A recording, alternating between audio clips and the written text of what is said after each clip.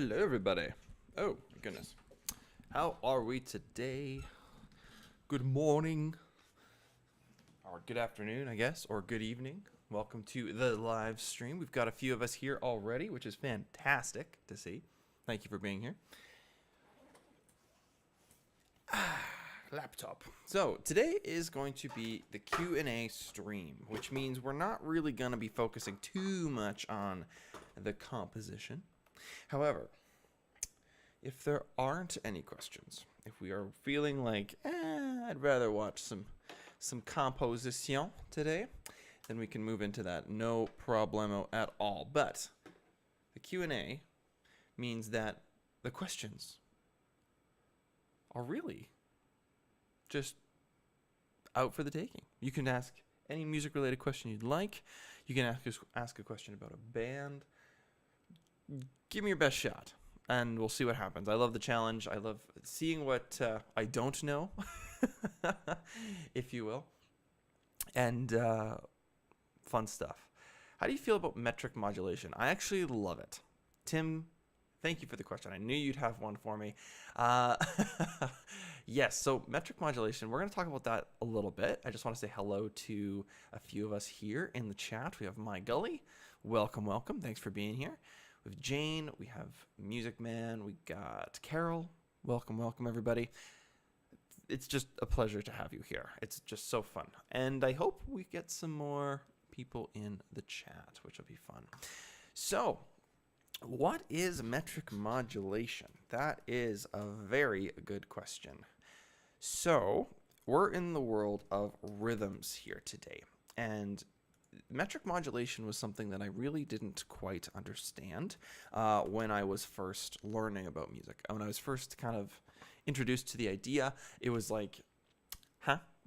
It was very, very strange. However, I use it now all the time.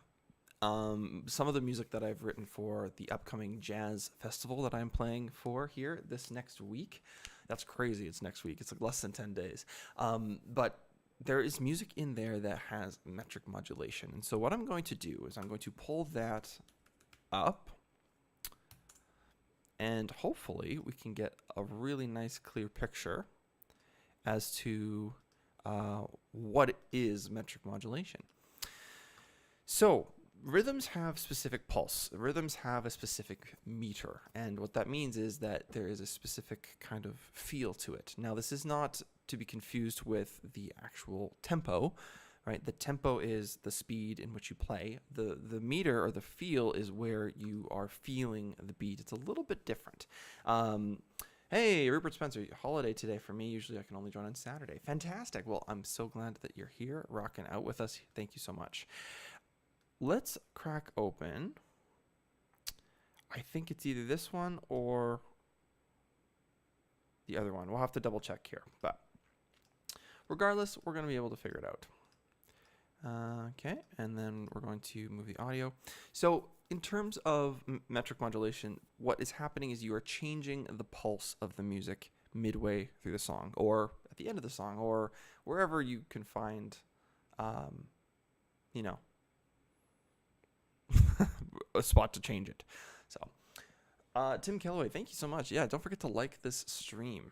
You can do that simply by going down to the bottom and clicking like. Very easy to do. Okay. So. Nice. So this is a 13. Oh, you know what? This isn't the song.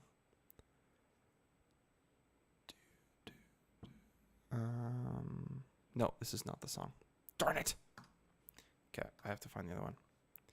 Open recent. Okay, I gotta go in there. So this song that I wrote is very much metric modulation, and I want to show you guys why.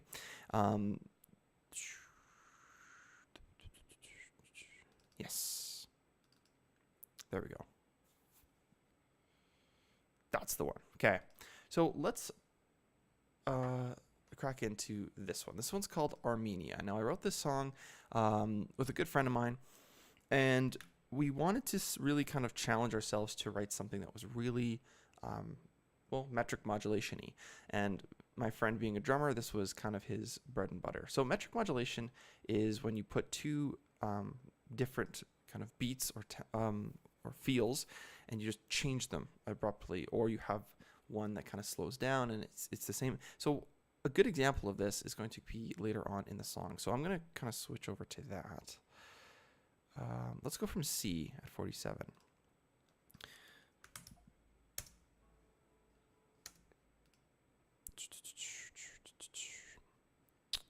And that will be a great example.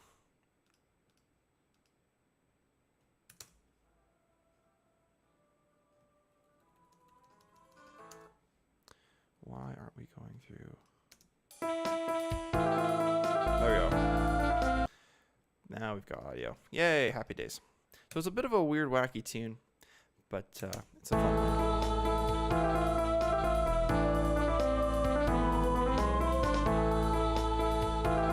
So this is the main melody.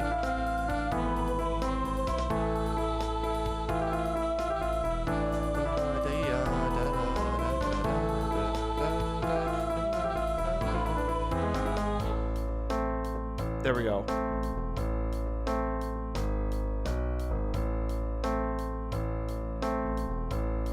Okay. So what happened there? We had this really nice feel, and what was the time signature there? It was 6/8.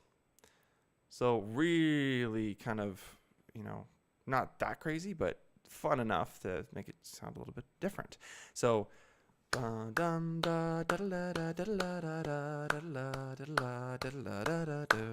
right, having that melody 1 5 6 1 2 3 4 5 6, that is really cool over that 6/8 feel, and it sits quite well. But then we change the kind of the modulation. We change the metric modulation. Oh, sorry. We do a metric modulation by changing how it feels. So it now feels like it's in 4.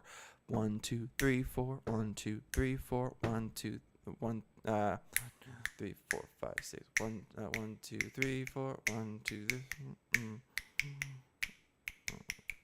and there we go. So we've got basically two rhythms happening at the same time, but you can only feel the 4/4, whereas the 6/8 still there. It hasn't changed the tempo, it's just changed how it's felt. So it's a little bit different.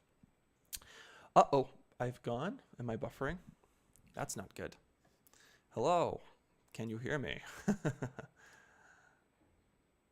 I can see you now. Okay, good. Okay, I'm gonna do this. I'm gonna pop out the chat and hide the stream. I think that might help. Cool. So yeah, if there's any questions or if there's anything that happens in the stream, please let me know. That would be fantastic, so that I can make sure that we can fix things if we can. So metric modulation, it's essentially taking a tempo or a beat and making it feel like a different pulse. So 1 2 3 4 5 6 turns into 1 2 3 4 1 2 3 4 1 2 3 1 2 3 4 5 6 1 2 3 4 5 6 1 2 3 4 5 6. Now listen to what happens with the melody here when we go back into the main idea, because we've switched modulations here. Or so we've metrically modulated. Is that how you say that? I don't even know.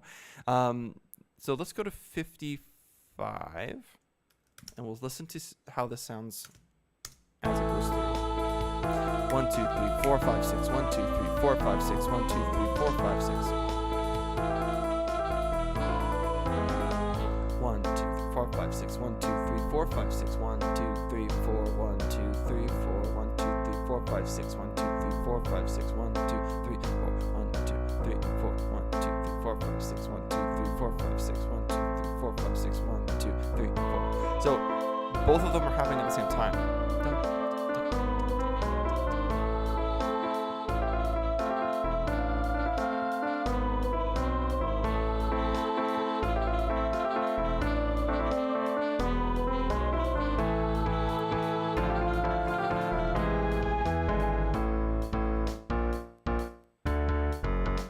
Yeah, that's fun. Okay, and that's the wackiest part. I showed my band that and they went, "Are you serious?"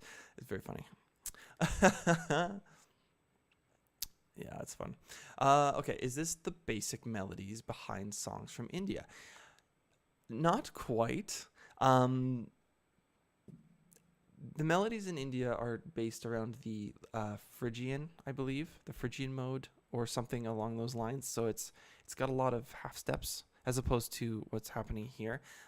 In this tune, I actually don't even know what I'm what I'm using here. Hold on. We'll figure it out here together.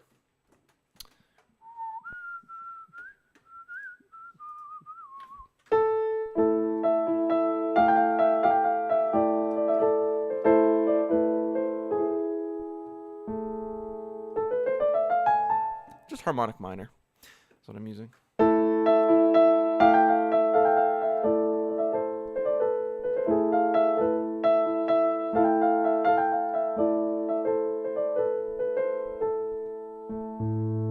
Yeah. So that one part that has the 1, 2, 3, 4, 5, 6. 1, 2, 3, 4, 5, 6. 1, 2, 3. What is it? There we go. Still early. I'm waking up here. 1, 2, 3, 4, 5, 6. 1, 2, 3, 4, 5, 6. 1, 2, 3, 4, 5, 6. 1, 2, 3, 4. 1, 2, 3, 4. Yeah, so it's got two rhythms kind of baked in. It's 1, 2, 3, 4. 1, 2, 3, 4. 1, 2, 3, 4, 5, 6. 1, 2, 3, 4, 5, 6. 1, 2, 3, 4, 5, 6. 1, 2, 3, 4, 5, 6. And that is my greatest achievement with this song. It's very fun. But yeah, that's essentially what is going on with the metric modulation in that tune. So if you're wondering what metric modulation is, that is essentially all it is taking, you're creating a rhythm that either fits within one or the other. And with this song in particular, it has, like, just kind of has that pulse all the way through, and you can hear how the melody follows the 6.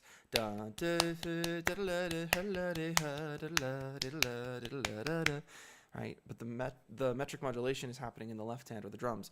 Boo, do, da, do, da, do, da, do, da. It's really, really cool. So let's take another listen. See if you can hear the beats that are associated with the 4/4, and see if you can hear the beats that are associated with the 6/8 time, which would be really cool.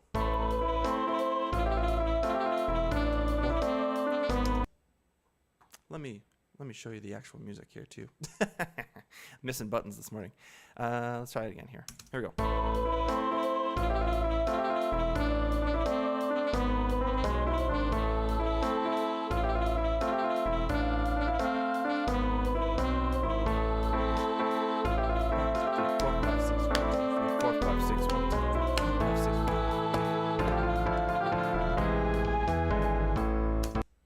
There you go.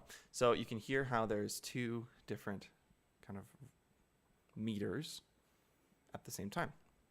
Metric modulation. I don't like imperial modulation too much there, Rupert Spencer. It works in groups of 12. Don't like it. I'm just kidding. Totally kidding.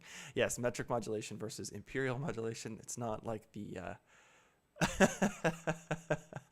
it's not like the measurement system that we have with distances. Awesome. I'm going to try and say your username here, and I'm going to absolutely destroy it. It's probably Diaz, but Diaya Stilianu.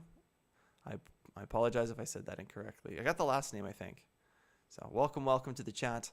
I'm very happy to see you. Tim, so with metric modulation, when moving from one time signature to another, there is a tempo shift. Is there a way to calculate that so that you could use time signatures changes to reach a tempo? Is there a way to calculate that? Not exactly, like to the point where I think you're thinking of, this is worth this amount of beats and this is worth this amount of beats and, layering it that way. A lot of this comes down to just understanding where the 4/4 time would fit and where the 6/8 time would fit, and then layering it together. It takes a while, and writing it out with, a software is what I found to be the best way to do it.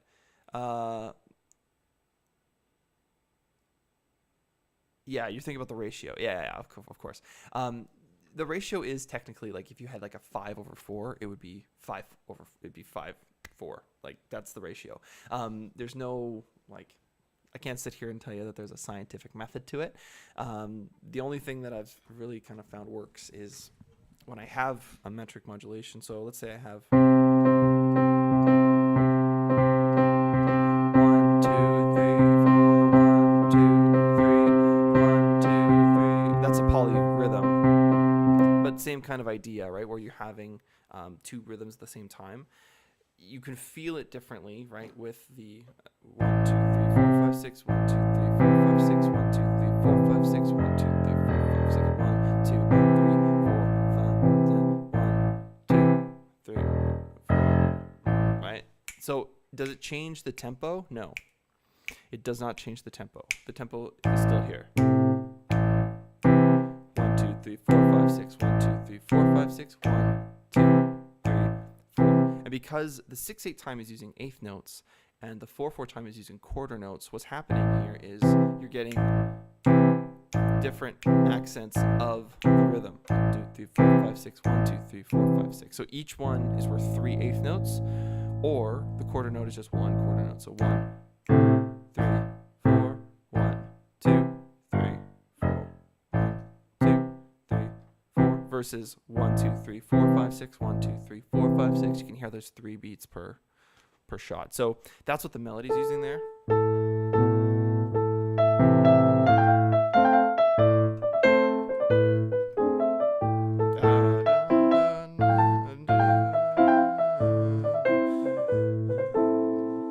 And it meshes quite well together. So this is going 1, 2, 3, 4, 1, and then 1, 2, 1, 2, 1, 2, 3, 4, 5, 6, 1.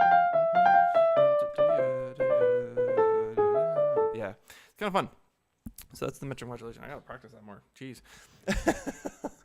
Gotta practice that more. Okay, these are all polars, but when you shift from the original to the new key signature, especially the odd one, it goes off a different map. How are you? How's your finger snapping arthritis? That's funny. Not too bad. I don't have arthritis yet, so that's good.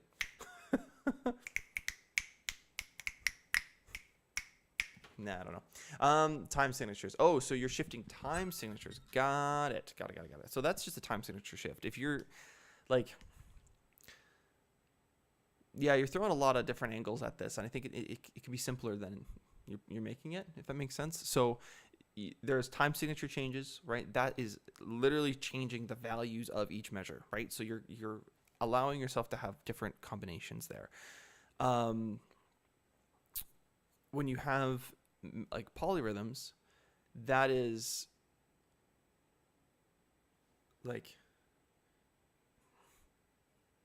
I'm not sure if I know what you're talking about here, Tim. So like the polyrhythms, polymeters, and time signature changes, there's 3 different elements to, you know, doing something that's shifting the rhythmic values in your song.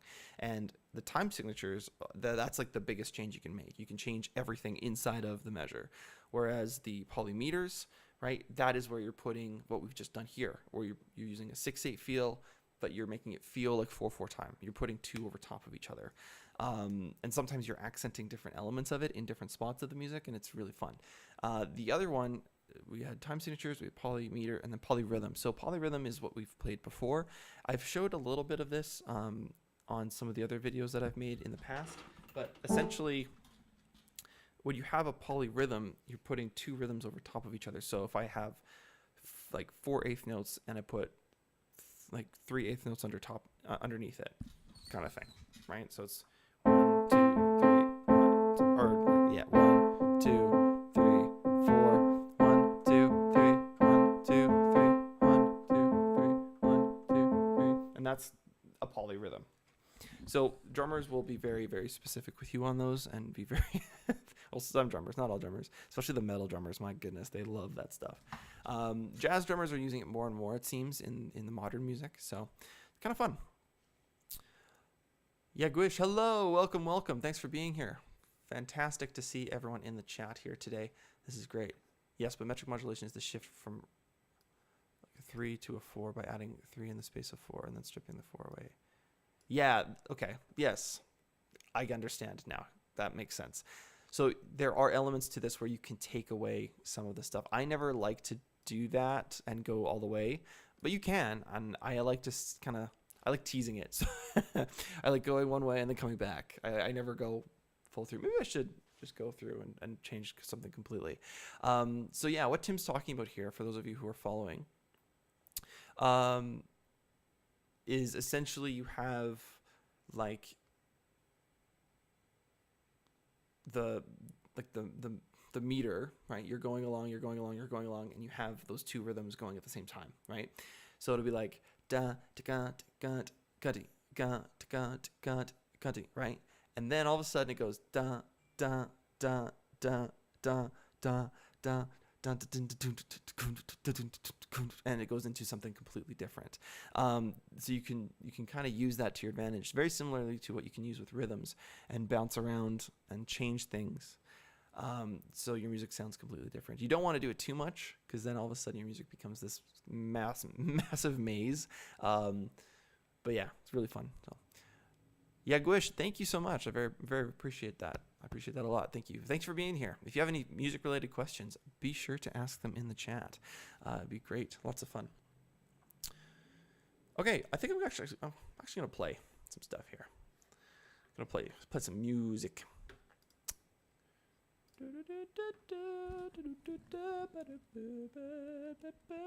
Yes. Yeah, Gwish, I think is new, but maybe has been a subscriber for a while. If you are new to the chat, let us know, Yagwish. Very cool. Okay, well, let's try and do some stuff here with the microphone in front of my face here.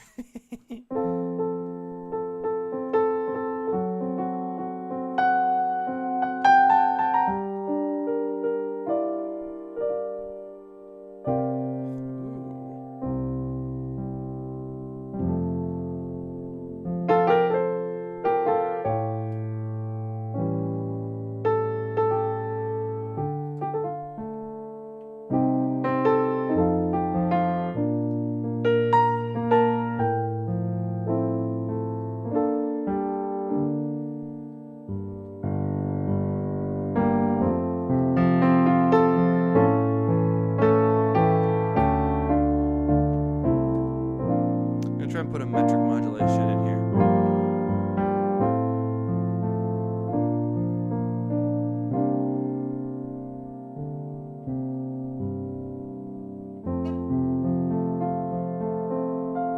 Okay, let's try this here.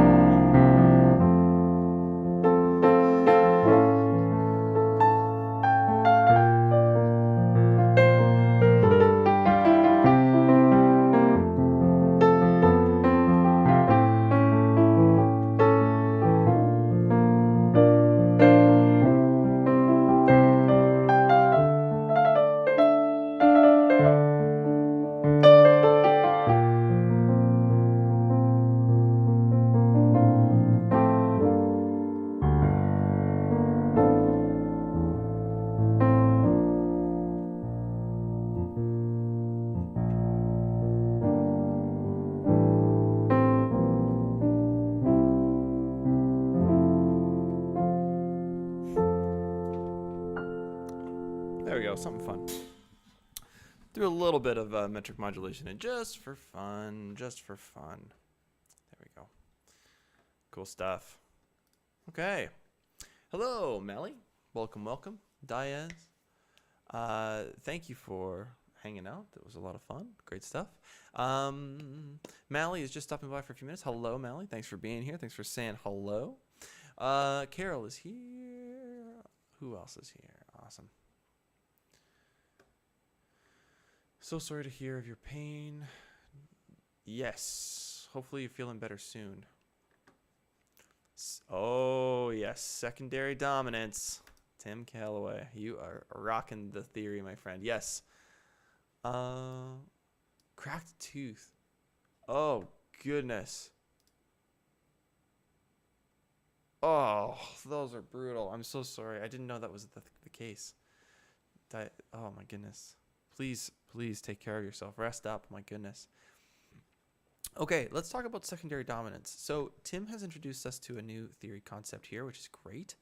We're going to talk about that today, but we have to go from the beginning because I don't want to just jump right into secondary dominance because that's just crazy, man. Just kidding. Okay.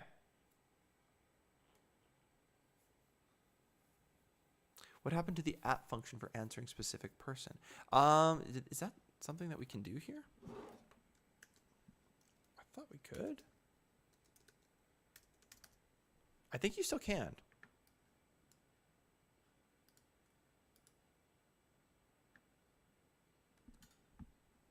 You might have messed up your appendix. Uh-oh, that's not good.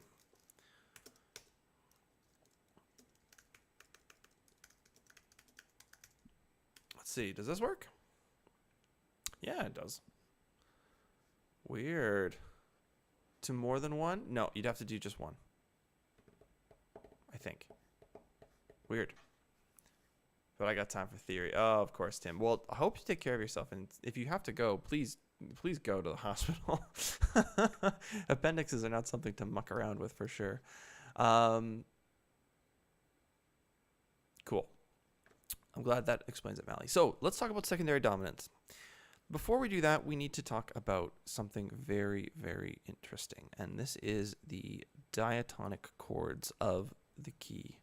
So, shoot, I should have that up and I'm running and I don't. I'm sad about it. But what I do have is this guy.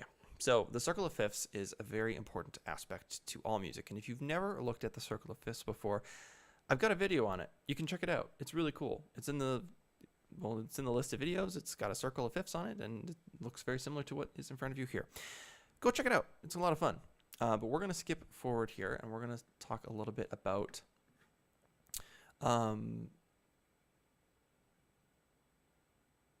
wait, it went to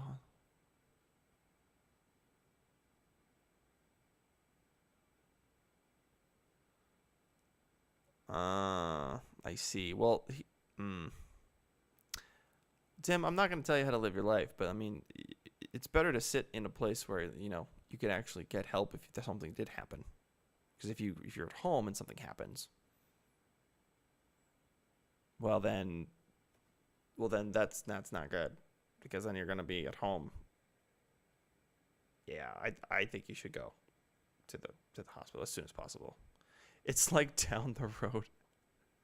But if you can't walk, you can't get down a road anyway, Tim. All right. Well, I'll let you make that decision, Tim. But I really, really do think that taking that to the hospital as soon as possible would be a good idea. I haven't had mine out yet, and I'm kind of worried about it. I'm like, is that pain? Where is it hurting? Yeah, if it's hurting, go. Okay, so the circle of fifths essentially is like the secret ingredients list for every key signature ever, right? You can learn which notes are sharp and what notes are flat based off of this lovely tool. Now, when it comes to secondary dominance, we need to really understand this guy and where our chords are going. So what I'm going to do right away here is I'm going to put up a whiteboard. Now, it's not going to be a fancy schmancy whiteboard that, you know, all the cool kids are using these days. Just kidding. I'm a cool kid. Let's see. Where is my...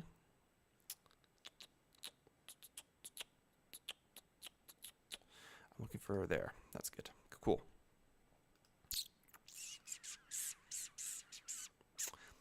Beds are full. Winky face. All right. Been there all day. They told me to go home and wait till tomorrow. Really? Okay. Well, that's good. I'm glad that you've at least gone. That's fantastic to hear. Okay. Let's just see. Oh, yes. Yes. Nice. Oh, this is great. This is great. Okay. Fan-flippin-tastic. Can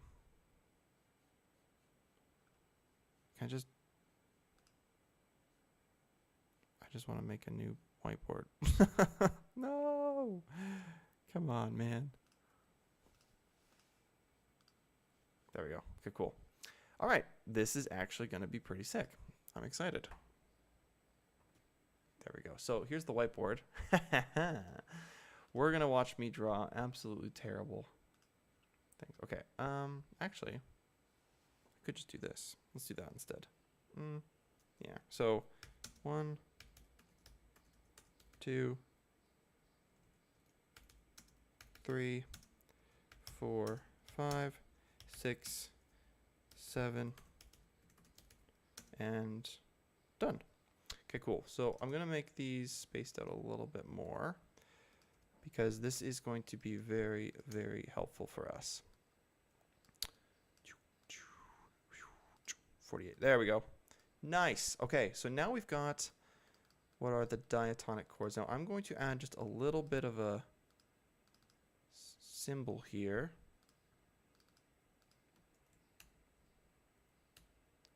I'm going to add an O. That's to show diminished, right? I can't really put the really funky symbol in there, I don't think. Yeah, I can't. So that's just diminished for those of you who are... Actually, I might just italicize it. That might be the best way to do it. Okay, cool. Great. Okay, so now we've got ourselves some diatonic chords. So if I go up and I play these lovely, lovely chords in the key of C, for example.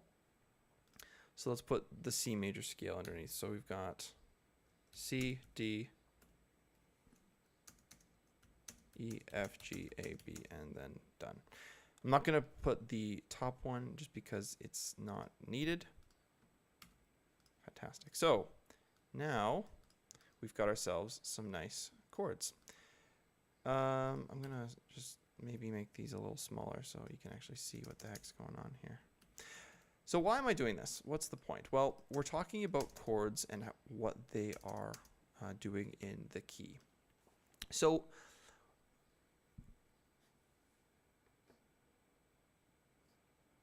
awesome. Very cool. So I'm going to pull this up as well. My piano. Okay, so now we've got C major.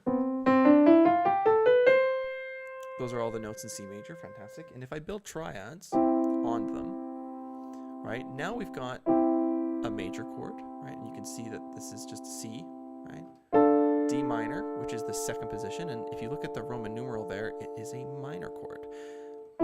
E minor, F, G, A, and B diminished. They're all matching their respective Roman numerals. Major, minor, minor, major, major, minor, diminished. Now, we could put a dominant symbol here on the 5, but I'm not going to... Actually, you know what? I am going to do that today. That's a very important aspect to this system. So when we name these positions, we have different names for, you know, position number 1 and position number 2 and so on and so forth. For me, my favorite is the tonic, which is position number 1. So I'm going to circle that guy with a nice red color. Just kidding, it's black now. That's awesome. Don't want that. I want red, thank you. So that's the tonic, which is pretty cool. The tonic here. So we're going to put tonic. Drawing with a mouse is terrible. It looks like a 5-year-old did it, but that's fine. So there's the tonic. And this guy right here, this 5 chord, is the dominant. So we're going to put just a dom. Now, this is a really important aspect to this, because if you have a dominant chord on position 5 here, and then you have the tonic on position 1, the dominant is always going to want to lead to the tonic or the 1. So you can actually use this as kind of like a tool in your music. When you have a 5-1, it's really neat. It's really cool. It has that nice resolve to it. Now, the cool part about the dominant chord is that you can start using different key signatures to create what's called a kind of key change, right? So let's say I wanted to switch to the key of D major. That's the one I want to switch to in the middle of my song, which is really cool. What I can do is I can take that scale, D major, and I can write it out, and I can use the key signature. So we're going to have to write out the D major key signature. So we have D, we have E, we have F, G, A, B, and C. Now I know some of you are wondering, whoa, hold on, Sam. You're missing some sharps here. And I am. You are 100% correct. So we need to go back to this guy. The key of D major has 2 sharps. You can see right here. So that means that if you use the sentence, Father Charles goes down and ends battle, these 2 words are Father and Charles, meaning that the first 2 sharps we have to add are F sharp and C sharp. It's very, very straightforward when you use this lovely graph. Now, dom and tonic. You can use this to your advantage, right? After we've applied the key signature. So we're going to do that. Now, if you check out the Roman numerals here, they're going to be the same here as they were up there. So now we've got 1, 2, 3, 4 on G, 5, 6, and 7, which is pretty darn stinking cool.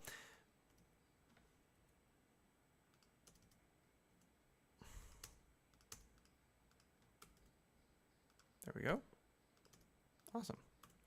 And that is now our D major diatonic chords, which is pretty cool. Hey, Rupert Spencer, you got me. Who would ever have guessed the tonic would be the tonicized? It's his favorite. Haha. Cool. Tim, I'm very happy to hear. That is very good. I think Tim is in Australia. Yes, he is. I stay away from hospitals too, especially since COVID. That's fair. That's fair. Well, Tim, I hope you're doing well. I hope you are pitch a tent. Jeez, crazy. Huh. Well, Canada definitely has some long wait times in the hospitals too, for sure. Recently. Okay, let's go back to the dominants. So now we've got our dominant chords here, which is great, right? Here's the dominant. And then the tonic, of course, is the 1. So that's going to be here. Oh, I didn't switch it. That's fine. So now what on earth is going to happen when we get to number 2? Well, I can't remember what it's called, the position number, and it really doesn't matter, because what's going to happen is you're going to have a 2, you're going to have a 5, and then a 1. Hey, I made a smiley face. And that is going to be your chord progression that we're going to use. So 2, 5, 1.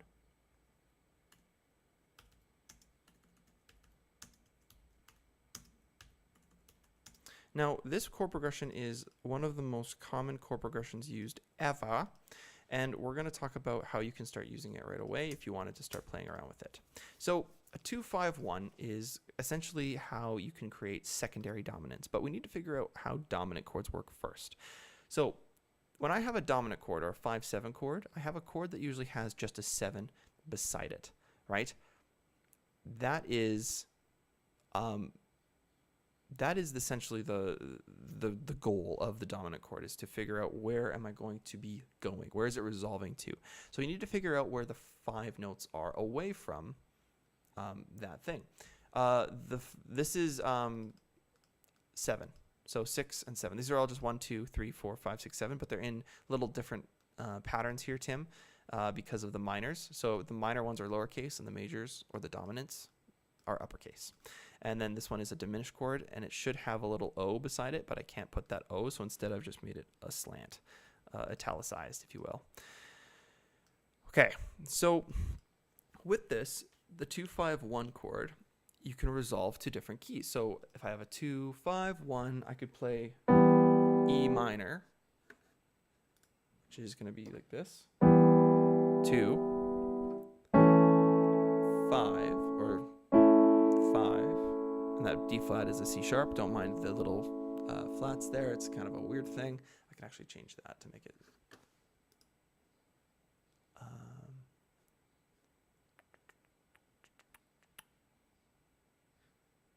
We're going to go to D major. That'll be better. Okay, cool. So now we've got E minor. There we go. A7, or, and then D major. So 2-5-1. Now in a song, you can have different 2-5-1s, and this is what's called secondary dominants. So a secondary dominant would be, okay, if I'm in the key of D major and I have this chord here, I'm going to get a B7. Right? If you're in the key of D major and you see a B7, and I know you guys can't see that, so let me just pull that up. You got a B7 now, right? Uh-oh. What do I do with that? That's gross, right? Well, this is a secondary dominant, and this is, does it go on the left or the right? 5 of 2 or 2 of 5? 5 of 2. So it goes on the, like the part where it's what is it of? So the 5 is first and it's of something. So the of is underneath. So 5 of blank, 5 of blank. The dominant goes on top. The 5 chord goes on top. Now, do we have a freeze? We have a freeze. Gosh darn it. That's too bad. Okay, so when it comes to this chord right here, B7, right? It's a 5 chord. It's a dominant chord. We know this because of the 7 just sitting right beside it. So where do we need to find our answers? Well, if this is the 5 of something, we need to just count 5 notes down from B to get our answer. So let's count. 1 is B, 2, 3, 4, 5. Great. Now, the weird part about this is that now we have E, right? E is now our tonic of this dominant chord, the B7. Right, B7's dominant is, sorry, B7's tonic is the E, the 1, right? So 5, 1, and you can see that here. If you go B, 1, 2, 3, 4, 5, you get to E, and that is a resolve. So if you have a dominant B, it goes, well, if you wanted to make this happen, you just space it out. B7, where was the 1? The 1 was on E. So what's the 2 going to be? Well, the 2 is going to be F sharp. So now, 2,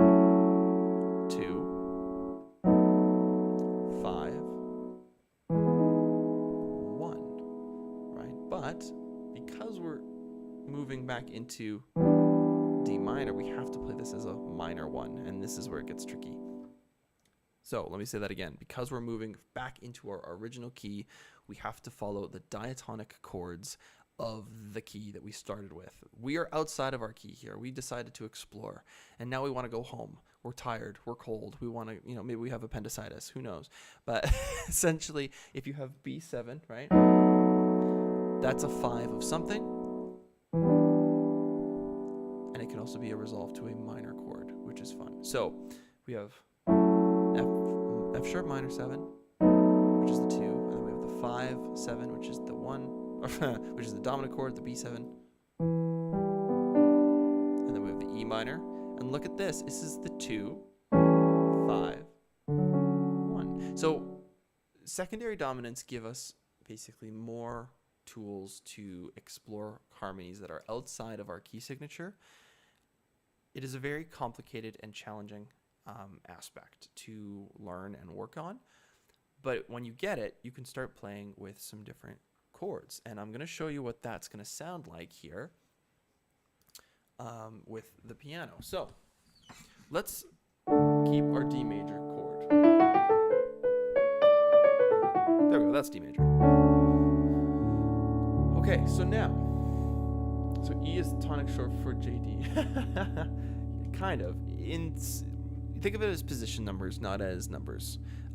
Sorry, not as letters. Position numbers, not as letters. Because the position numbers are going to change drastically as you go through. So, there's my 1 chord, and then I have a 2, 5, 1. So I'm playing 2, 5, 1 in the key of D major. But now we're going to add this B7 chord. So this is a dominant chord built on 6. So that can't work because our diatonic chord said that the 6 has to be a minor chord, not a dominant chord. So why did this happen? Well, this is why it happened. We borrowed from a different key signature. We went outside of our key, right?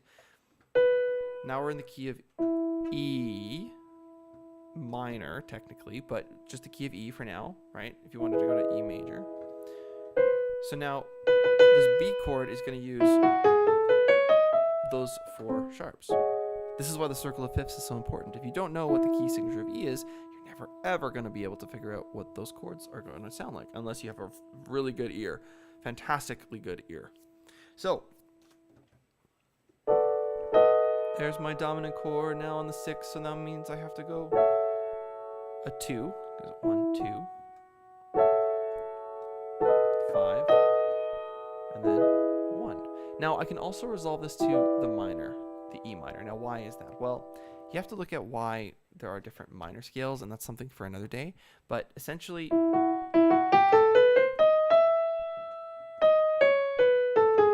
if I do a melodic minor, these 2 notes are up, which means that I can get that minor sound with the dominant sound at the same time. Same with the harmonic too. So the harmonic minor gives us that major 5, which is really nice, and that's something we'll talk about another day. Don't worry about that too much. Too much. So that's there, and then as soon as I get here, I can go to the major or to the minor, which is really fun, really cool.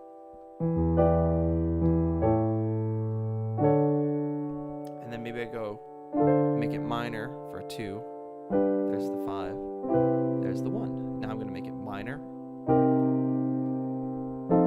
dominant chord, 2, 5, 1. We practice these all the time in jazz school. Yeah, and then we minor. There we go. And then a minor again. And we're back to the E. Hey, we're back.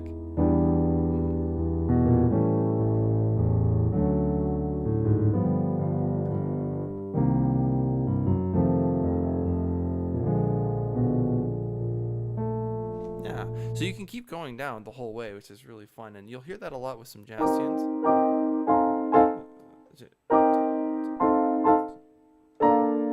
And then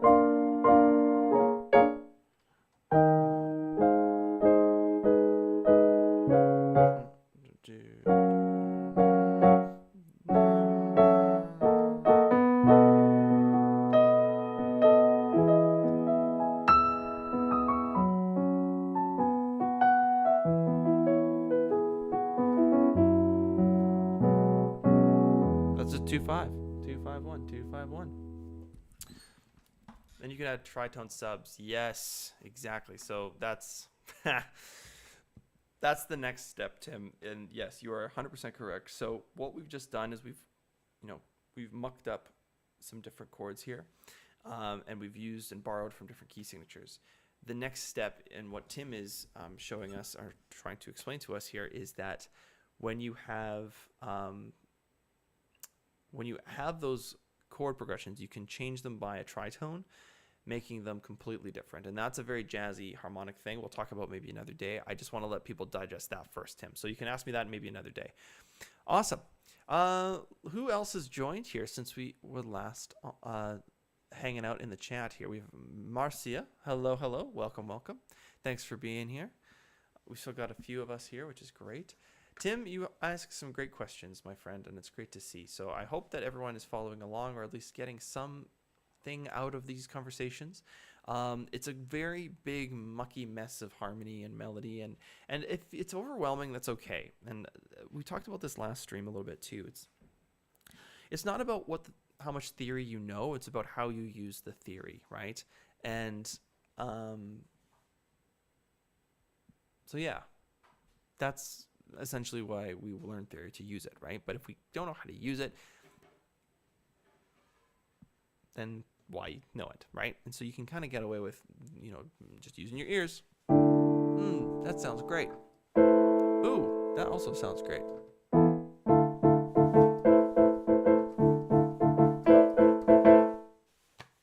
I didn't know what I played there, but it sounds fun, right? And you can kind of muck around with it on your own for fun as well. So, all right, cool stuff, my friends. Me too. Still way too much for me.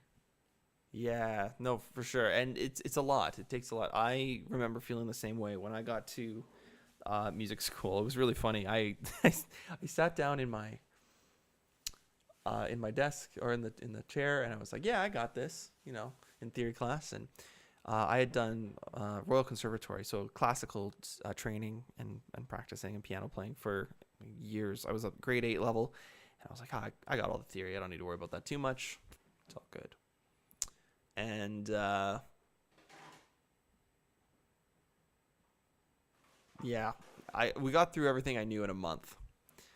So my whole life studying theory got just destroyed in a month, and I was like, what? Why? And it was very scary. So I definitely relate to you when it comes to the overwhelming feeling. This is a lot, and we dove deep today into some really crazy stuff. So hopefully I'll be able to make some YouTube videos on this down the road. I'm still working on the rhythm video right now, which is really fun. I filmed outside, which has been really kind of challenging and interesting. So I'm going to try and get some of that edited done, and then hopefully out soon. But yeah. So yeah, Michael Bublé's in Australia right now. That's crazy. My golly, it's so cool. I read your message. You went to the concert, so that's fantastic. And yeah, that's cool. That's cool. I used to listen to Bublé a lot, not as much anymore, but yeah, good stuff. You're a falling star. You're a getaway car. You're the line in the sand. When I go too far. Yeah, that's good. Circle of fifths is very good for 2-5-1s. Just read it anti-clockwise to top. Yeah. Hey, there you go. That's cool. But make sure that the minor is there, right? The 2 minor, the 5, and the 1 major. Yeah. Make sure it's there. Cool. Awesome stuff, you guys. Okay, I'm going to play one more tune here, and then I think I'm going to call it for today. I've got some grocery shopping to do and other things, and a video to edit as well. So I want to make sure that that's done, taken care of. I know that we are gone until Saturday again, so looking to see if I can maybe sneak in another stream later on, but not this week, maybe next week. The circle of seconds and sevenths, my goodness, my friend. My goodness. I don't even know what those are. I'll have to go and research that now. What the heck is a circle of seconds and circle of sevenths? That's crazy. Save that for next week there, Tim. And I'll get back to you on that. My goodness, you love the theory, my friend. It's awesome to see. Okay. Yeah, let's do some fun. Let's do some fun things here. Oh, that's not what I want. That's also not what I want. What am I doing? What am I doing? Okay, let's do it.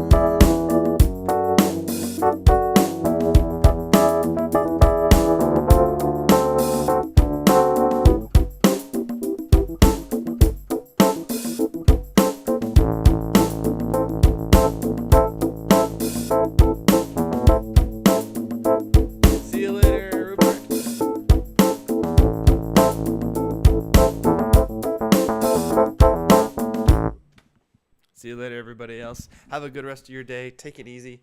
Hope you have a fantastic week. Tim, go and take care of your appendicitis, my friend. And Diaz, if you're watching this back, good luck with your teeth. That sounds very painful, and I hope that everyone's healing. Healing is a good thing. All right, take it easy, guys. Thank you so much for hanging out with me, and hope you learned something new today. If you didn't, and you're like, what? Then go look it up, or check out some of the videos on the channel. Be sure to like this video, subscribe to the channel, and I'll see you guys next time on Tonicized. Bye for now.